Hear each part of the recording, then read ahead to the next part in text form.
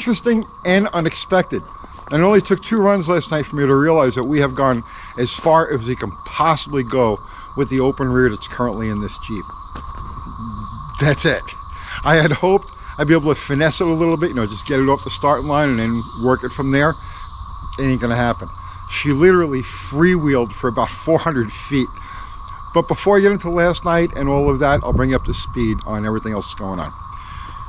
So we had run this thing previously twice. First time was exactly the way we picked it up off of Marketplace, and she ran a best of it 10:04, which still stands as this thing's best ET. This is 8th mile.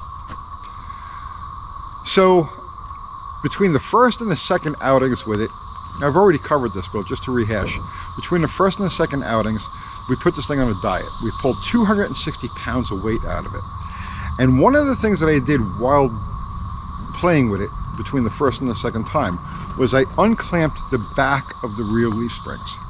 So now this is a mistake that I had made, because traditionally with a Mopar, with an asymmetrical leaf spring Mopar, you unclamp the back of the leaf springs and you allow the spring to act as a traction bar in the front. This has symmetrical springs. Wait, it has mostly symmetrical springs. The axle is biased slightly to the front, but for all intents and practical purposes, it's like a Ford or a Chevy, and the axle is in the center of the spring. So pulling that rear clamp off was a mistake, and it allowed for some very violent axle wrap. So the second time we took it out, despite the fact that we had pulled 260 pounds out of it, it went slower, because as soon as it launched, it wrapped the axle, it sprung back, and just freewheeled. So okay, no problem. So between the second time we took it out and now, last night, I reclamped the axle. So you see, I added this clamp right here where the original one was that I took off, and I also added a second one right exactly behind the rear, right, just for good measure. So I re-added the clamp, and then we have a nice concrete pad over there. So playing around with it, no axle wrap, it was fine. Really no traction, but no axle wrap either. And you could feel it as soon as you let off the clutch with the spring unclamped. As soon as you let off the clutch, you could feel it go whack like that. So that was gone now. So that was one change we made, and obviously, you know, one in the right direction. The second change we made is we got into the tune on this. So the 2 times we ran this thing previously, I had noticed that I couldn't launch it below 3,000 RPM. It was just completely dead under 3 grand. And I figured, well, if we could tame that down, if we could drop the launch RPM a bit, I should be able to finesse it off the starting line and it'll go faster, right? So I went to Dr. Art, who's doing the tuning on this thing, and I says, Art, okay, what can you do to give me a little more oomph at around 2,000 RPM? I want to be able to kind of swap feed it 2 grand and drive it out from there, and it's just dead. So he goes into the computer and he checks it out, and he's like, well, you have no timing at like 2,000 RPM. It's got like 20 degrees total at 2,000 RPM. So he changed the tune on this. Now, the way this thing is tuned from the factory, it's tuned for emissions, it's tuned for drivability, it's tuned for fuel mileage, it's tuned for a lot of things, but not drag strip performance. So the initial timing on this, up until around 3,000 RPM, is all super conservative, around 20 degrees. I needed like 32, 34 degrees. So Dr. Art changed the timing on it. He brought the timing at 2,000 RPM to 32 degrees. Big difference in numbers. And essentially now it's like a curved distributor that's all in at 2,000 RPM. What a difference. So he did 2 things. He brought the timing up at 2,000 RPM to fill in that gap between like 2 and 3,000, 3,500. So now it's like 32 degrees all the way through. And he also added fuel to the top end. He felt that it was lean, so he added 8% more fuel. Oh my God, what a difference. So now you hit it anywhere in first gear and it wants to break the tires, but it's angry. You bang second and it's just, it torques up the left front. The difference is night and day. It was amazing. So now I know that we're still battling traction issues. I know we still only have, you know, that one wheel peel. But I says, you know, let's take it out anyway and let's see what the overall difference is and let's see if there's a difference in mile an hour. So the plan was to go to Etheridge again on Friday night. So here's what happens with this. Art's going to meet me there to do a tune on it, or to further refine the tune after we put a couple of runs on it. He leaves ahead of me. I leave the shop here and I stop on the way to the track and fill up the gas tank. So I pull into the station, I put the nozzle in, and while it's filling up, I go inside to get a cup of coffee. I come back out and there's an ocean of gasoline under the truck. It's just pouring out. What is going on with this now, right?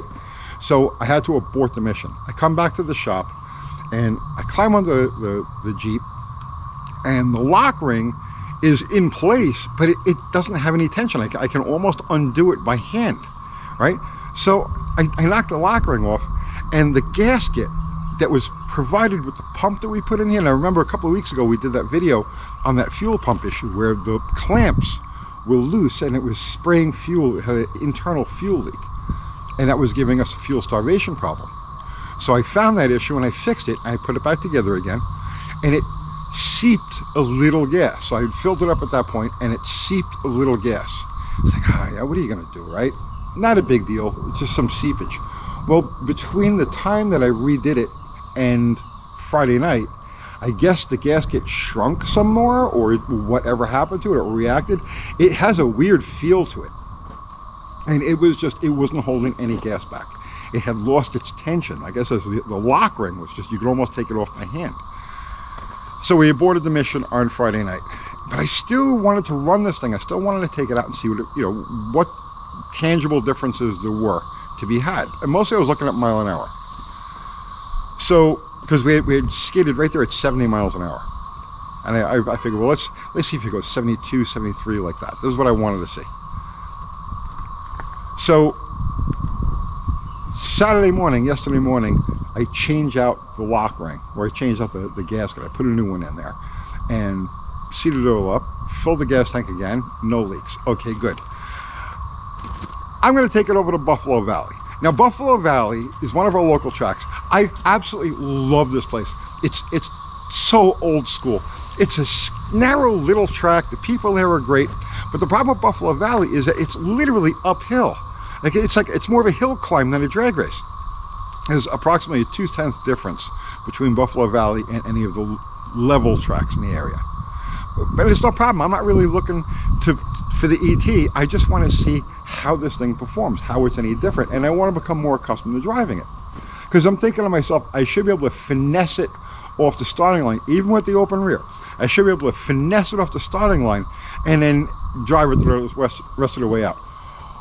Oh boy, was I wrong. There was no driving it at all. The tune changed this thing's character completely. It's a beast. Okay, I never ever would have thought there could be such a drastic seat of the pants feel with just an initial basic tune like that. I'm accustomed to working with distributors. I know all about curving distributors. This thing responded so much. The video speaks for itself. Watch it again.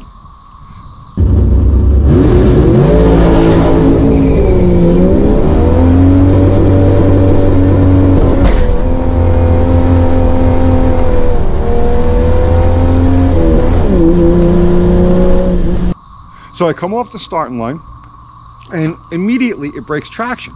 And I started to pull back on the throttle. I didn't want to bog it or anything, but I started to pull back on the throttle and it didn't make any difference. So I just laid back into it. And I waited until it felt like it was about to hook, and I grabbed second. And when I grabbed second, it just freewheeled again. It literally spun the tires up past 400 feet. I never would have expected that. Night and day difference. And that's just the initial tune. That's just bringing it to 32 degrees from 2000 RPM on up, and then adding 8% fuel up top. I have no idea what the actual performance difference the numbers are, but I mean, just, you could see from the video, there was no hook in this thing anywhere in the first half of the track. So I made 2 runs and I was like, nope, this is just pointless. Let's just go home and we'll regroup. So that's where we're at with this thing now. We can go no further with this open rear. It needs a limited slip rear. I'm not welding the spiders. Again, the purpose of this vehicle isn't to be a drag strip only, you know, terror.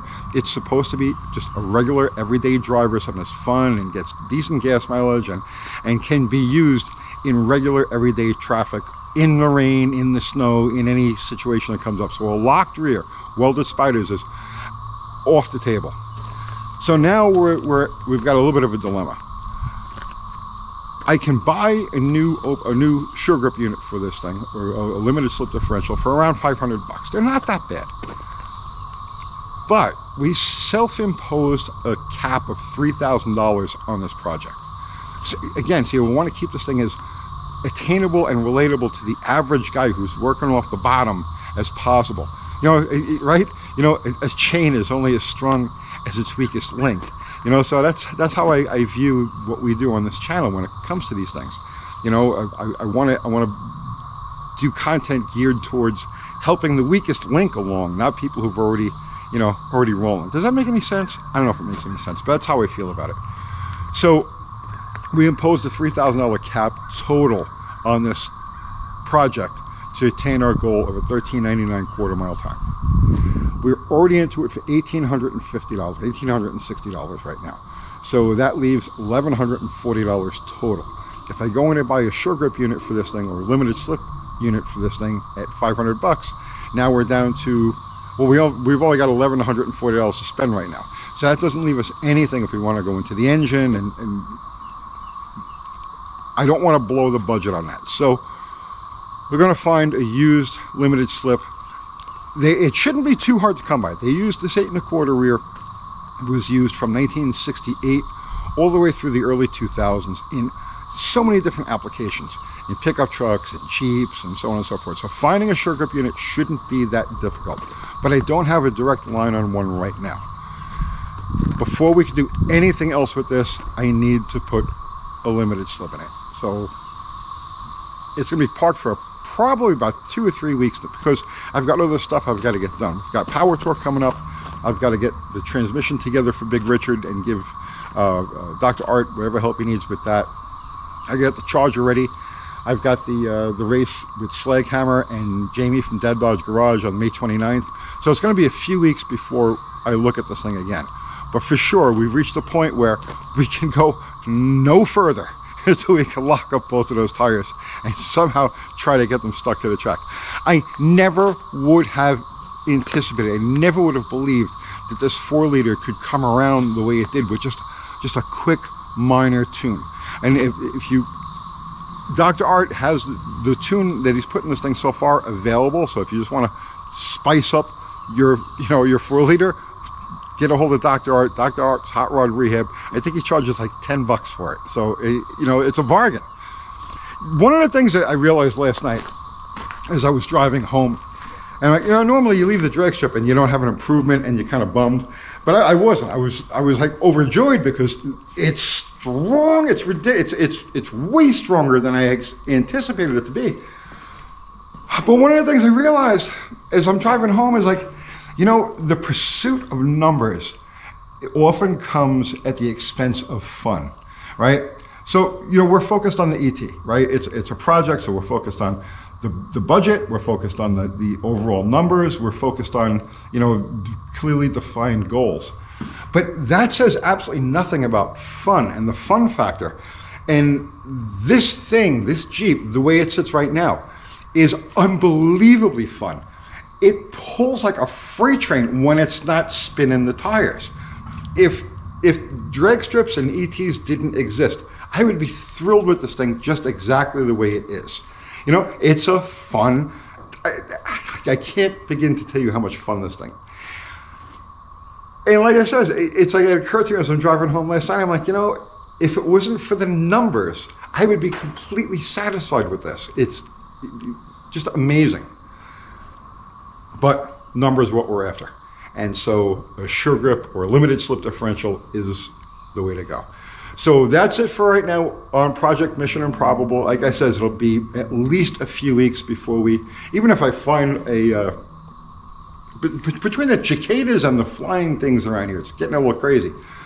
It's going to be at least a few weeks. Even if I find a limited slip differential like tomorrow morning, I don't have the time right now to get involved making all of the swaps and then getting it back out to the track. So it'll be a little bit. But that's where we are right now. I'm thrilled with the way it runs. The numbers, they're just not reflecting it yet, but you guys are going to be amazed at the time slips this thing is going to spit out. You may see that the pants never lies. All right, I'll see you tomorrow.